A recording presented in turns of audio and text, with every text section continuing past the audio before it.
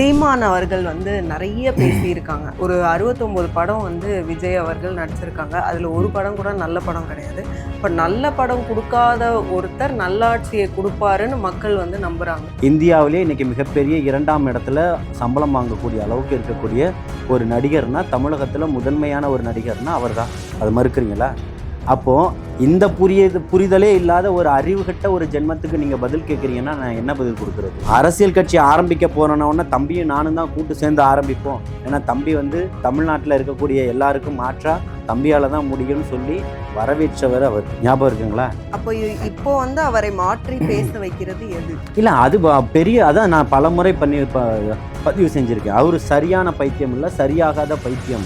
அவர் மிகப்பெரிய மனநல பாதிக்கப்பட்டிருக்கக்கூடியவர். மேயர் பிரியா அவர்கள் அந்த தற்குறி கூட்டம் அப்படிங்கிற வேர்டு காயின் பண்ணியிருக்காங்க. விர்ச்சுவல் வாரியர்ஸ்க்கு அறிவே கிடையாது, மண்டையில் என்ன இருக்குது அப்படிலாம் ரொம்ப கடுமையாக அந்த விர்ச்சுவல் வாரியர்ஸை உருவாக்கணும்னு தான் நீங்கள் ஒரு கூட்டம் போட்டீங்க போன வாரம். இப்போ பிரியா அவர்களுக்கு அறிவாளியா, டிஆர்பி ராஜா அறிவாளியா? இதுதான் இங்கே கேள்வியாக இருக்குது. உங்களுக்கு பாதுகாப்புக்காக வந்துக்கிட்டு இருக்கக்கூடிய ஒருத்தர் கூட லிப்ஸ்டிக் போடுறதுல தான் உங்களுக்கு போட்டியே. இதை தாண்டி நீங்கள் பெரிய அறிவுபூர்வமாக என்ன பண்ணிட்டீங்க இந்த சென்னை மாநகராட்சிக்கு சொல்லுங்கன்னு கேட்குறேன். திமுக தான் ஐடி செக்டாரை வளர்த்தது. சரி, எங்ககிட்ட சொல்றதுக்கு திட்டங்கள் நிறைய இருக்கு. நாங்க சரி, கொள்ளையடிச்சதையும் சொல்லுங்க. கொள்ளையடிச்சதையும் சொல்லுங்க. உங்களை எதிர்த்து தானே போராட்டம் நடந்தது. அத்தனை நாட்கள் போராட்டம் எதுக்காக நடந்தது? தூய்மை பணியாளர்களுடைய போராட்டம் யாரை எதிர்த்து நடந்தது? பிரியாவை எதிர்த்து தானே நடந்தது. அப்ப அண்ணாமலை அவர்கள் புதிய இயக்கம் 1000 பேர் ஆரம்பிப்பாங்க. 1000 பேர் 100 பேர் தான் வரப்போறாங்க. யாருக்கு யார் போட்டி? காமெடியா சிரிச்சிருங்க. அப்புறமா கேமராவை ஆஃப் பண்ணோன்னு சிரிச்சிருவாங்க எல்லாரும், மக்கள் எல்லாம். எதன் அடிப்படையில் எதை போட்டின்னு சொல்றீங்க? இங்க ஒரு புரட்சி நடந்திருக்கு. நீங்க ஒரு ஆன்லைன்ல ஒரு கட்சி ஆரம்பிச்சுட்டு அது போட்டியாங்க. தாவேக்காவோட பெர்ஃபார்மன்ஸ் அப்படின்னு வரும்போது உதயநிதி ஸ்டாலின் அவர்கள் சொல்றாங்க, ஏண்டா ஓட்டு போட்டோன்னு மக்கள் ஃபீல் பண்றாங்க. யார் இவர் வீட்டு வாசல்ல நிக்கிறாங்களா? இவர் வீட்டு வாசல்ல நிக்கிறாங்களான்னு ஏண்டா ஓட்டு போட்டோன்னு மக்கள் சிந்திக்கிறாங்க அப்படின்னா யாருக்கு? 60 ஆண்டுகள் உங்களுக்கு. நீங்கள் 60 ஆண்டுகளில் மாற்ற முடியாததை இன்றைக்கி கரண்ட்டு போகுதுன்றீங்க, அங்கே வெடிக்குதுன்றீங்க, இங்கே எரியுதுன்றீங்க, எல்லாம் சொல்கிறீங்க. இந்த 60 வருஷத்தில் நீங்கள் பண்ணாததை இந்த 20 நாளையில் இவர் எல்லாத்தையும் பண்ணிட்டார். நியூஸின் நேயர்களுக்கு வணக்கம். இன்றைக்கு நேர்காணலில் நம்ம கூட இணைஞ்சிருக்காங்க தாவேகா நிர்வாகி திரு ஜலீல் அவர்கள். நிறைய கேள்விகள் கேட்க போகிறோம், வாங்க பேசலாம். வணக்கம் சார். வாழ்த்துக்கள். சீமான் அவர்கள் நிறைய பேசியிருக்காங்க. அதாவது ரொம்ப நாள் கழித்து அவங்களோட விமர்சனம் அப்படிங்கிறது பொதுவெளியில் இப்போ தான் வைக்கிறாங்க. 1 2 இல்லை, நிறைய விமர்சனங்கள் வருது. அப்போது ஒன்று ஒன்றா சொல்லும்போது ஒரு 69 படம் விஜய் அவர்கள் நடிச்சிருக்காங்க. அதில் ஒரு படம் கூட நல்ல படம் கிடையாது. இப்போ நல்ல படம் கொடுக்காத ஒருத்தர் நல்லாட்சியை கொடுப்பாருன்னு மக்கள் நம்புகிறாங்க. இல்லை, இன்னைக்கு சீமான் அவர்கள் ஏதோ வானத்திலிருந்து குதிச்சரல. இங்கே தமிழகத்தில் இருக்கக்கூடிய ஒரு அரசியல்வாதி தான், அதே சினிமா துறையை சார்ந்தவர் தான். அவர் என்ன ஒரு 1000 படம் சூப்பர் டூப்பர் ஹிட்டு கொடுத்துட்டாரா நல்லாட்சி கொடுக்க வந்திருக்கிறதுக்கு? இவர் 69 படம் நடிச்சிருக்கிறாருன்னா தமிழக மக்களுக்கு தெரியும் எவ்வளோ பெரிய ஹிட்டு கொடுத்துருக்கிறாருன்னு. இந்தியாவிலே இன்றைக்கி மிகப்பெரிய 2ஆம் இடத்துல சம்பளம் வாங்கக்கூடிய அளவுக்கு இருக்கக்கூடிய ஒரு நடிகர்னா, தமிழகத்தில் முதன்மையான ஒரு நடிகர்னா அவர் தான். அது மறுக்கிறீங்களா? அப்போது இந்த புரிதலே இல்லாத ஒரு அறிவுகட்ட ஒரு ஜென்மத்துக்கு நீங்கள் பதில் கேட்குறீங்கன்னா நான் என்ன பதில் கொடுக்குறது? அதாவது இன்னொரு மேடையில் தமிழ் உணர்வாளர் தம்பி அவர் நடித்த படம் எல்லாமே ஹிட்டு இந்த மாதிரி இருக்குது, ஒரு தமிழ் உணர்வோடு இருக்கக்கூடியவர் தான் தம்பி விஜய், அந்த மேடையில் நான் பங்கு கொள்வது பெருமையாக இருக்குதுன்னு சொல்லிட்டு அவங்க அப்பா இயக்கி வெளிவந்த படத்தை பற்றியெல்லாம் பேசியிருந்தார். அந்த காணொலிகள்லாம் நீங்கள் இணையத்தில் போனால் நீங்கள் எடுத்துடலாம். அரசியல் கட்சி ஆரம்பிக்க போகிறோன்னா தம்பியும் நானும் தான் கூட்டு சேர்ந்து ஆரம்பிப்போம். ஏன்னா தம்பி தமிழ்நாட்டில் இருக்கக்கூடிய எல்லாருக்கும் மாற்றாக தம்பியால் தான் முடியும்னு சொல்லி வரவேற்றவர் அவர். ஞாபகம் இருக்குங்களா? அப்போ இப்போ அவரை மாற்றி பேச வைக்கிறது எது? இல்லை, அது பெரிய அதான் நான் பல முறை பதிவு செஞ்சுருக்கேன். அவர் சரியான பைத்தியம் இல்லை, சரியாகாத பைத்தியம். அவர் மிகப்பெரிய மனநல பாதிக்கப்பட்டிருக்கக்கூடியவர். அவருக்கெல்லாம் நீங்கள் பதிவு கேட்டால் ஒவ்வொரு மைக்குக்கும் ஒவ்வொரு மாற்றத்தை சொல்வார். எம்ஜிஆரை புகழ்ந்து பேசுவார், அப்புறம் விமர்சனம் செய்வார். அறிஞர் அண்ணா அவர்களை புகழ்ந்து பேசுவார், விமர்சனம் செய்வார். பெரியாரை புகழ்ந்து பேசுவார், விமர்சனம் செய்வார். அவர் கொண்ட கொள்கையில் அவர் நிலையான எந்த இடத்துலையுமே இருந்ததில்லை. அவர்கிட்ட இப்போ இந்த தேர்தலில் போட்டியிட்டவர்களில் எத்தனை வேட்பாளர் அவர் கூட இருக்காங்கன்றதை பாருங்கள். எல்லாரும் எங்கே போயிட்டாங்கன்னு அவர்கிட்ட போய் கேளுங்க. அவர் கட்சி தானே. போன முறை போட்டியிட்டவர்கள் நாடாளுமன்ற தேர்தலில் சட்டமன்ற தேர்தலில் போட்டியிட்டவங்களாம் எத்தனை பேர் இருக்காங்கன்னு கேளுங்க. நீங்கள் இன்னொரு கட்சிக்கு அட்வைஸ் பண்ணக்கூடிய அளவுக்கு நீங்கள் ஒன்றும் பெரிய வளர்ந்துடல. உங்களை மக்கள் ஏற்றுக்கலை.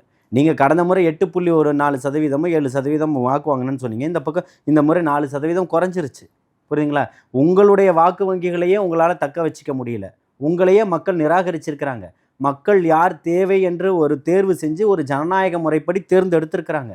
இன்னும் முழுசா 1 மாசம் கூட நிறைவடையலை. அப்போ இந்த திட்டம் என்ன இருக்கு, அந்த திட்டம் என்ன இருக்கு, இந்த இந்த வாடகை வாயை இத்தனை வருஷம் என்ன பண்ணிட்டு இருந்தீங்கன்னு கேட்குறேன். கேள்வி கேட்டிருக்கணும்ல. சசிகலா வீட்டில் போய் நான் பஞ்சாயத்து பண்ணி சேர்த்து வச்சிடவான்னு தெரிஞ்ச சீமானுக்கு அப்போ நடந்த பிரச்சனைகளை ஏன் பேசுறதுக்கு தெரியலன்னு கேட்குறேன். கடந்த 5 வருஷத்தில் நாங்கள்லாம் பங்காளிகள் ஆகிட்டோம்னு சொன்னீங்களே, அது தெரிஞ்சிருச்சா? அதனால சீமான்றவர் இப்பவும் சொல்கிறேன், ஒரு சுயநலவாதி, அரசியல்வாதி அல்ல. ஒரு சுயநலவாதியினுடைய கேள்விகளுக்கு கேட்டிங்கன்னா என்ன பதில் சொல்ல முடியும்? அரசியல் பேரிடர் வந்து நடந்திருக்கு தமிழ்நாட்டுல. மக்கள் வேற வழி ஏன் இவருக்கு 4% ஆக்கிட்டாங்கன்றதுனால அரசியல் பேரிடராமா? ஒட்டு மொத்தமாக அழிச்சிருக்கணும். நான் பல முறை சொல்லியிருக்கேன் 3%க்கும் குறைவார்னு இல்லையா? என்னுடைய கருத்து கொஞ்சம் மிஸ் ஆகிடுச்சு. 4% எடுத்துட்டார், அவ்வளோதான். அரசியல் பேரிடர்னா என்ன பேரிடரை கண்டுட்டார் இந்த 20 நாளையில்? இந்த ஆட்சி நடத்தினதில் என்ன 20 நாளையில் என்ன பெரிய இதை கண்டுட்டாருன்னு கேட்குறேன். என்ன பேரிடர் நடந்துருச்சு? ஒரு யோகிய ஜெயிச்சது பேரிடர். அது ஜனநாயக உரிமை. அப்போ ஓட்டு போட்ட மக்கள் என்னன்னு சொல்கிறீங்க? உங்களுக்கும் 4% ஓட்டு போட்டிருக்காங்களே, அந்த மக்கள் என்னன்னு சொல்ல வரீங்க? இதெல்லாம் சொல்கிறதுக்கு உங்களுக்கு கொஞ்சம் கூட கூச்ச நாச்சமே இருக்காதுன்னு எனக்கு தெரியும். வெக்கம், மானம், சூடு, சொரணை எல்லாம் கெட்ட ஒரு அரசியல்வாதி யாருன்னா அது நீங்கள் தான்றது எனக்கு தெரியும்.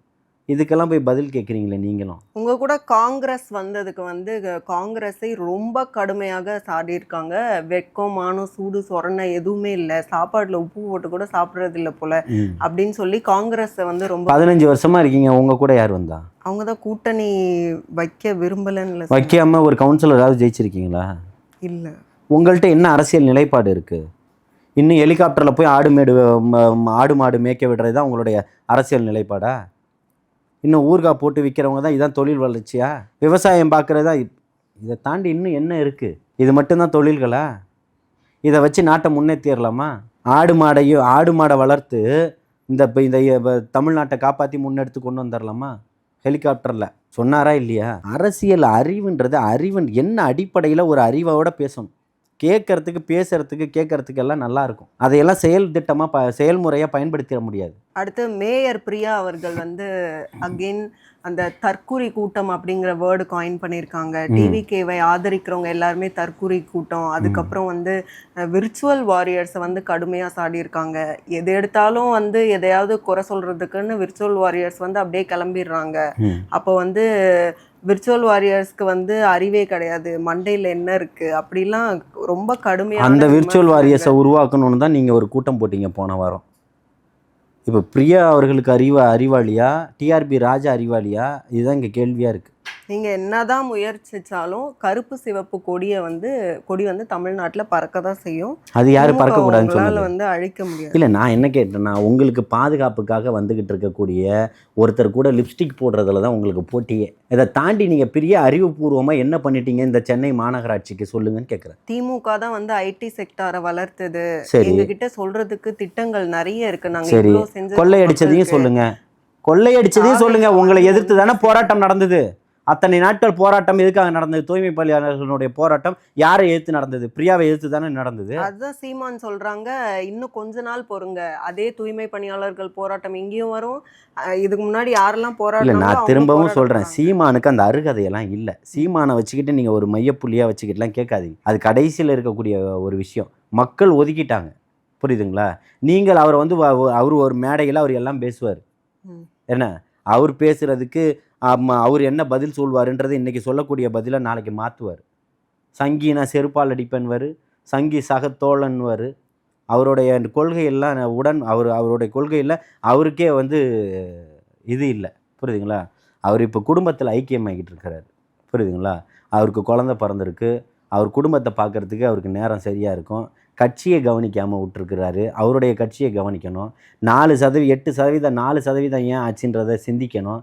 அவர் கட்சியை வளர்க்குறத பார்த்துட்டு விஜய் அங்கே போனார், நின்னார், உட்கார்ந்தாரு, தூங்குனார், எந்திரிச்சாரு, இதை சொல்லி தான் உங்களுடைய பிழைப்பை நடத்தணுன்றது முடிவாயிடுச்சுன்னா நடத்திட்டு போங்க. அடுத்து இபிஎஸ் அவர்கள் அந்த 4 எம்எல்ஏக்களை வந்து அவங்க வந்து ராஜினாமா பண்ணிட்டு இப்போ டிவிகேக்கு வந்து போயிருக்காங்க. இது ஜனநாயகத்தில் இடம் இருக்கா இல்லையா? இந்திய அரசியல் சாசன சட்டம் சொல்லி தருதா ஜெயலலிதா இல்லையா? அவர்களுடைய ஆன்மாவும் எம்ஜிஆர் அவர்களுடைய இவரை ஆன்மாவும் மன்னிச்சிருமா? மன்னிக்காது. அப்ப ஜெயலலிதாவுடைய ஆன்மா இவரை கொள்கை மன்னிச்சிருமான்னு பிடிப்புல கேட்குறேன். அப்புறம் என்ன கொள்கை பிடிப்பு இருக்கு? நான் என்ன கேட்குறேன், ஜெயலலிதாவுடைய ஆன்மா இவரை மன்னிச்சிருமா? திமுகவோட ராத்திரியா உட்கார்ந்து கூட்டணி அமைச்சு ஆட்சி அமைக்கலான்னு கேடுகட்டத்தனமாக யோசிச்ச இபிஎஸ்ஸை மன்னிச்சிருவான் அந்த ஆன்மாக்கள்? அதுக்கு தானே போர்க்கொடி தூக்குனாங்க விஜயபாஸ்கரும், எஸ்பி வேலுமணியும், சிவி சண்முகமும் எல்லாருமே. யாராவது மறுத்தாங்களா? இடதுசாரிகள் சொல்லிச்சா இல்லையா? விடுதலை சிறுத்தைகள் சொல்லிச்சா இல்லையா? ஐயுஎம்எல் சொல்லிச்சா இல்லையா? எல்லா கட்சிகளும் சொன்னாங்களா இல்லையா? இப்போ உங்களை எந்த ஆன்மா வந்து ஆதரிக்குது? இதெல்லாம் பேசுகிறதுக்கு திருப்பியும் சொல்கிறேன், எடப்பாடி அவர்களுக்கு நாங்கள் ஆரம்பத்தில் இருந்தே சொன்னோம், அதிமுகன்றது நீங்கள் பாதுகாக்க வேண்டிய ஒரு கட்சி, பாதுகாக்க மறந்துட்டீங்க. அது அங்கேயும் இங்கேயுமா ஓடிக்கிட்டு இருந்தது. தேர்தலுக்கு முன்னாடி அவர்கள் யாரும் ஒரு கணிக்கலை, தாவேக்காவை சாதாரணமாக நினச்சிட்டாங்க. அதனால வந்து இப்போ முன்னாள் வந்து எம்பி எம்எல்ஏக்கள் எல்லாருமே வந்து பார்த்தீங்கன்னா ஏன் முன்னாள் முதல்வரே கூட திமுகவின் பக்கம் போய் சேர்ந்தாங்க. இன்றைக்கி தான் மக்கள் ஆட்சி யார் பக்கம் இருக்குது, மக்கள் யார் பக்கம் இருக்காங்கன்றதை இன்றைக்கி தெளிவாக தெரிஞ்சுக்கிட்டு தான் இன்றைக்கி இந்த பக்கம் வருவதற்கான வேலைகள் நடந்துக்கிட்டு இருக்கு. வரக்கூடியவர்கள் அவர்களுடைய பொறுப்பை ராஜினாமா பண்ணிட்டு தானே வராங்க. அதுக்கு அரசியல் அதிகாரம் அரசியல் சாசன சட்டத்தில் இடம் இருக்கா இல்லையான்றது தான் கேள்வி. நோக்கோடு தாவேக்கு ஆளுங்கட்சிங்கிறதுனால வராங்க அப்படிங்கிறது. இருங்க, நான் என்ன கேட்குறேன், கடந்த காலங்களில் தேமுதிகலேருந்து கொண்டு வந்தார்ல எம்எல்ஏக்கள், என்ன நோக்கத்தோடு வந்தாங்க? நீங்கள் என்ன நோக்கத்தோடு வர வச்சிங்க? என்ன நோக்கத்தோட எல்லாரையும் கூவத்தூரில் அடைச்சி வச்சிங்க? ஜனநாயக நோக்கத்தோட கூவத்தூரில் அடைச்சி வச்சிங்களா? இனிமே வந்து தாவேக்காவுக்கு என்ன லாப நோக்கம் இருக்குது? தேவைக்கு அதிகமான பெரும்பான்மை இங்கே இருக்குது. இன்றைக்கி திமுக கூட்டணியிலேருந்து எல்லாருமே உடஞ்சி இந்த பக்கம் வந்து ஆட்சியிலும் இதில் அதிகாரத்தில் பங்கை வாங்கிக்கிட்டு இது வரைக்கும் கிடைக்காத அமைச்சரவைகளை வாங்கிக்கிட்டு சந்தோஷமாக உட்காந்துக்கிட்டு இருக்கிறாங்க. கட்சியை அடுத்த கட்டம் இன்னும் வளம் பெறும்னு நம்பிக்கிட்டு இருக்கிறாங்க. டிவிகே எம்எல்ஏக்கள் கூட தான் ஒரு இடத்துல வந்து கூட்டப்பட்டாங்க. அப்போ வந்து கூவத்தூர் பாலிடிக்ஸை வந்து தாவேக்காவும் பண்ணுது அப்படின்னு உதயநிதி ஸ்டாலின் அவர்கள் சொல்லியிருக்காங்க. நாங்கள் ஒருபோதும் அந்த மாதிரி கூவத்தூர் பாலிடிக்ஸ் உங்ககிட்ட ஆள் இருந்தால் தானே கூட்டுவீங்க, ஆளே இல்லையே. நான் என்ன கேட்குறேன்னா, எங்களுடைய கட்சியில் வந்து பார்த்திங்கன்னா ஒரு இடத்துல கூட்டலை, நல்லா புரிஞ்சுக்கணும். மகாபலிபுரத்தில் இருக்கிற 4 பாயிண்ட்ஸில் அது முழுக்க நான் இருந்தேன். வெளியூரில் எப்போ வேணால் ஆட்சி அமைச்சரலான்ற ஒரு நிலை ஏற்பட்டுக்கிட்டு இருந்தது. வெளியூர்களில் இருந்து வரக்கூடிய சட்டமன்ற உறுப்பினர்கள் வாகனத்தில் போயிட்டு வரதை விரும்பலை. அப்போ பொதுச் செயலாளர் அவர்களுடைய அறிவுறுத்தலின் பேரில் இந்த இடத்துல தங்கி போனேன். அப்போது நான் என்ன கேட்குறேன்னா, சகோதரர் தாமு, விஜய் தாமு அவர்கள் ராயபுரம் சட்டமன்ற உறுப்பினராக இருந்தார்ல, அவர் அங்கே உள்ளே இருந்தாரா? ஈசிஆர் சரவணன் அவர்கள் உள்ளே இருந்தாரா? தம்பி செங்கல்பட்டில் நம்ம திருப்பூர் எம்எல்ஏ வழக்கறிஞராக இருக்கிறாரு விஜயகுமார், அவர் உள்ளே இருந்தாரா? தம்பி தியாக செங்கல்பட்டு அவர் உள்ளே இருந்தாரா? இங்கே யாருக்கெல்லாம் அக்சசபிளோ இந்த சைதாப்பேட்டை எம்எல்ஏ நம்ம சகோதரர் சைதாப்பேட்டையினுடைய சட்டமன்ற உறுப்பினராக இருக்கிறார்ல, துணை பொதுச் செயலாளராக, அவர் இருந்தாரா உள்ள? இல்லையே. சென்னையில் யாருக்கெல்லாம் வீடு இருக்கோ அவங்களாம் அவங்களுடைய வீட்டில் தான் இருந்தாங்க. அதுக்கு பக்கத்தில் யாரெல்லாம் வீடு இருக்கோ தனியாக அதை தாண்டி போயிட்டு வரக்கூடியவர்கள் தான் எந்த நேரத்தில் வேணால் எது வேணால் நடக்கும், அதனால் இங்கே இருங்கன்னு சொல்லி அவங்களுக்கான ஒரு இருப்பிடமாக தான் இருந்ததே தவிர்த்து எல்லாரையும் கொண்டு போய் பூட்ட வேண்டிய அவசியம் என்ன? ஒவ்வொருத்தனும் உணர்வாழ்வாக கட்டி எழுப்பக்கூடிய கோட்டையை நம்பி இங்கே உட்காந்துக்கிட்டு இருக்கிறான். எந்த காசு பணம் சாராயம் அத்தனையும் தோக்கடிச்சிட்டு இங்கே ஜனநாயகம் தான் மிகப்பெரிய ஒரு மாற்றம்ன்றதை இன்றைக்கி வாக்களித்திருக்கிறாங்க. எந்த காசு கொடுத்தாலும் இந்த ஜனநாயகத்தை நீங்கள் விலை கொடுத்து வாங்க முடியாதுன்றத ஆண்ட கட்சிகள் 2 பேருமே செருப்பால் அடித்த மாதிரி இன்றைக்கி உணர்ந்துக்கிட்டு இருக்கிறாங்க. என்ன காசு கொடுத்தாலும் நம்மளால் ஜெயிக்க முடியாது. அப்போ இன்றைக்கி வாக்குகள் வந்து இன்றைக்கி மக்கள் கையில் தான் இருக்குது.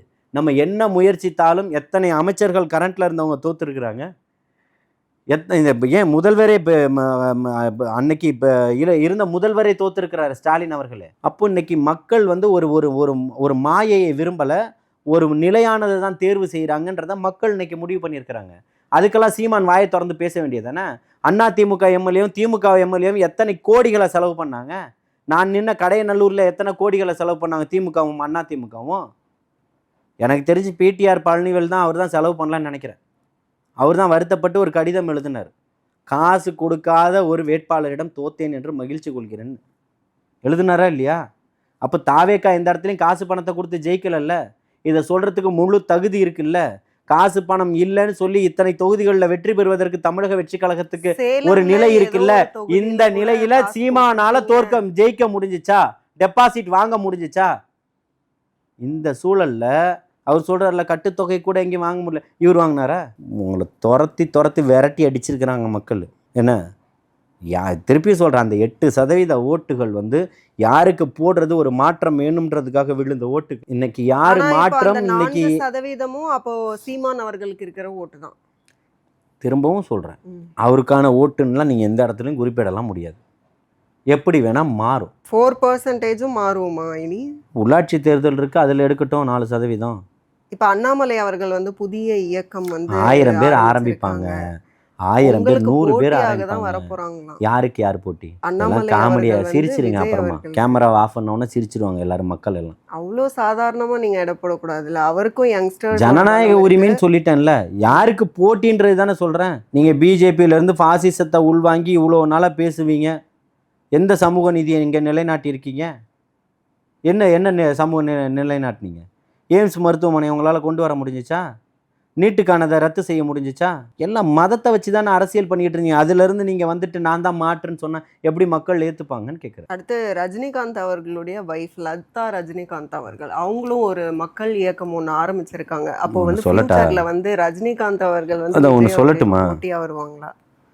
என்னால் முடியாது, எனக்கு உள்ளே இருக்கக்கூடிய பேர் பார்ட்ஸையே மாற்றிட்டாங்க அப்படின்னு சொன்னவர் யார்? ரஜினிகாந்த் அவர்கள். ஞாபகம் இருக்கா?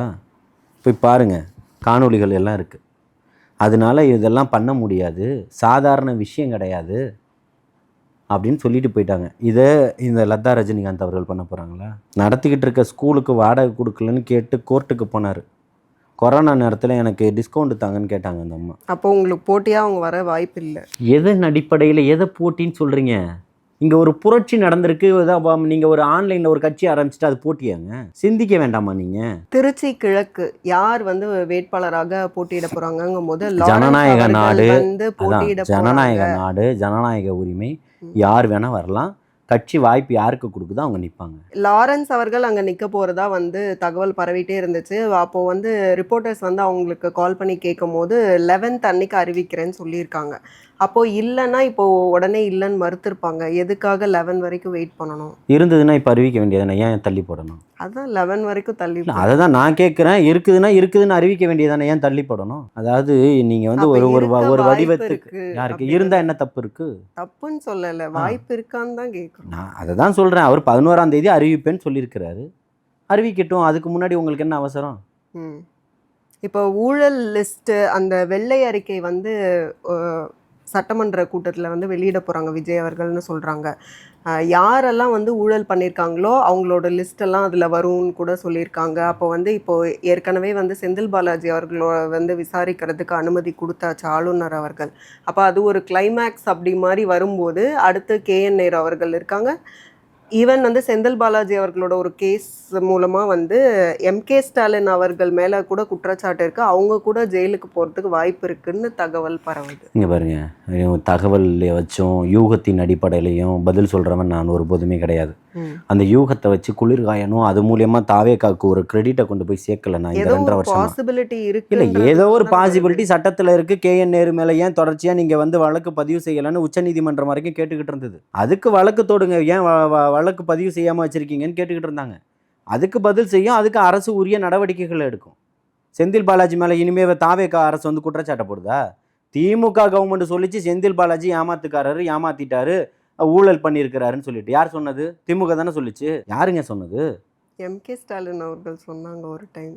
அதுதான், அவர் திமுக இல்லையா? திமுக. அதுதான் நானும் சொல்கிறேன், அவர் தான் சொன்னார். அப்புறம் அவருடைய கட்சியில் தான் அவர் அமைச்சராக இருந்தார். இப்போ தாவேக்காவோட பெர்ஃபார்மன்ஸ் அப்படின்னு வரும்போது உதயநிதி ஸ்டாலின் அவர்கள் சொல்கிறாங்க, அவங்க வந்து ஆட்சிக்கு வந்த புதுசில் வந்து அப்போ கூட வந்து அந்த கொரோனா காலகட்டம் அப்படிங்கும்போது அப்போ கூட நிதி நிலைமை ரொம்ப மோசமாக இருந்தது. ஆனாலும் வந்த முதல் நாளே ஃபஸ்ட்டு சைன் வந்து விடியல் பயண திட்டம். அப்போ மகளிருக்கு உதவுற வகையில், அவங்களோட காஸ்ட்டை கம்மி பண்ணுற வகையில் ஃபஸ்ட்டு நாளே அந்த திட்டம் வந்து வரும்போது எவ்வளோ இருந்தது நிதிநிலை? அந்த கவுண்ட்டு சொல்லலை. ஆனால் ஏன் சொல்லலை? அதையும் சொல்லணும்ல. சரியான அரசியல்வாதியாக இருந்தால் சொல்லணும்ல. இங்கே பாருங்கள், நீங்கள் வரும்போது 4 லட்சம் கோடி, இன்றைக்கி 10 லட்சம் கோடி கடனாக இருக்குது. புரியுதுங்களா? இப்போ கடனை வந்து மக்கள் தொகையை தலையில் சுமத்திட்டு நீங்கள் வந்து இதை அறிவித்தோம் அதை அறிவித்தோன்னு நீங்கள் வாய்ஸ் அவுட்டாலாம் பேசக்கூடாது. உங்களுக்கு உங்கள் அப்பா உங்கள் தாத்தா வந்த வழிமுறையில் உங்களுக்கு தாவேக்கா அரசியலுக்கு வரல. மக்கள்கிட்ட புதுசாக ஆரம்பிக்கப்பட்டு மக்கள் மத்தியில் கொண்டு போய் சேர்த்து உங்களுடைய 60 ஆண்டு அரசியல் வாழ்க்கைக்கு ஒரு முற்றுப்புள்ளி வச்சுருக்குது. புரியுதுங்களா? 2 திராவிட கட்சிகளும் போதும்டா சாமின்னு நினைக்கக்கூடிய அளவுக்கு மக்கள் இன்னைக்கு மாறிட்டாங்க. மக்களினுடைய மனநிலையை மாற்றிக்கிட்டாங்க. ஏன்டா ஓட்டு போட்டோன்னு மக்கள் வந்து ஃபீல் பண்ணுறாங்கன்னு யார் இவர் வீட்டு வாசல் வந்து நிற்கிறாங்களா? இவர் வீட்டு வாசல் வந்து நிற்கிறாங்களான்னு கேட்குறேன். ஏன்டா ஓட்டு போட்டோன்னு மக்கள் சிந்திக்கிறாங்க அப்படின்னா யாருக்கு? 60 ஆண்டுகள் உங்களுக்கு. நீங்கள் 60 ஆண்டுகளில் மாற்ற முடியாததை இன்றைக்கி கரண்ட்டு போகுதுன்றீங்க, அங்கே வெடிக்குதுன்றீங்க, இங்கே எரியுதுன்றீங்க, எல்லாம் சொல்கிறீங்க. இந்த 60 வருஷத்தில் நீங்கள் பண்ணாததை இந்த 20 நாளையில் இவர் எல்லாத்தையும் பண்ணிட்டார் இல்லையா? பாலியல் வன்புணர்வு அதிகமாகிடுச்சு, கஞ்சா புழக்கம் அதிகமாகிடுச்சு, மது ஆறா ஓடிக்கிட்டு இருக்குது, ரவுடித்தனம் அதிகமாகிடுச்சு, சாதிய ஆணவ கொலைகள் அதிகமாகிடுச்சு. நீங்கள் வந்தால் குறைப்பேன்னு சொல்லி தானே வந்தீங்க. அதை தான் நான் என்ன கேட்குறேன்னா, குறைஞ்சபட்சம் அறிவோட அறிவு திருவிழா நடத்தின உடனே உங்களுக்கு அறிவெல்லாம் பொங்கி வழியுதுன்னு அர்த்தமான்னு கேட்குறேன். குறைஞ்சபட்சம் அறிவுன்றது ஒன்று வேணாமா? இந்த கட்டமைப்புகள் யார்? இப்போது தாவேக்கா ஆட்சி அமைச்ச உடனேயே ஒரு பெண்ணுக்கு ராயபுரம் ஒரு காவல் நிலையத்தில் என்ன நடந்ததுன்றதை பார்த்தீங்க. அந்த ஆய்வாளர் எப்படி பேசினாருன்றதை பார்த்தீங்க. அடுத்த 24 மணி நேரத்தில் அவர் மாற்றப்பட்டதையும் பார்த்தீங்க. ஒரு சட்டமன்ற உறுப்பினர் போய் கேட்குறாரு, அதுக்கு அவர் எப்படி பதில் சொன்னாருன்றதெல்லாம் பார்க்க முடிஞ்சிச்சு. எல்லாமே சுற்றி உங்கள் ஆட்களை தான் வச்சுக்கிட்டு இருக்கிறீங்க. இவர்கள் எல்லாம் மாறணும்.